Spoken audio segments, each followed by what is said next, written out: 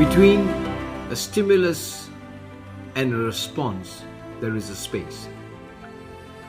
And in that space lies the power for us to choose the kind of response we want to make. And what lies in that response is our ability for growth and freedom. As a Christian, in Christian mindfulness or Christ-centered mindfulness, that space between stimulus that happens every day in our life and the response that comes from within, that space is allowed for God to act through mindfulness. It's a path, it's a tool, it's a means for this eternal holy God to act in the present. And what happens is that the power of the Holy Spirit then gives us the choice to choose right from wrong. We may have many plans, but God always guides our steps so that we don't fall. And I know for many times in my life I have fallen repeatedly.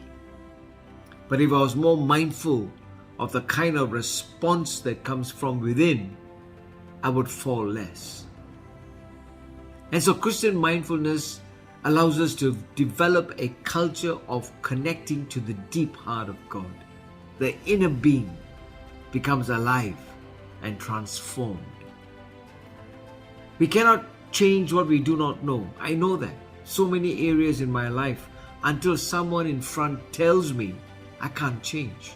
But even then, I don't have the power of my own to change. But God empowers us through that space to, number one, become mindful of the kind of response that we come up with. And number two, to act on that kind of response so that the consequences of that response, only God can judge. We can't. So when we are, as I said, no longer able to change any situation, we are challenged to change ourselves, which we can't do unless empowered by the Holy Spirit. And that is the path of Christian mindfulness that opens the gateway into Christian spirituality.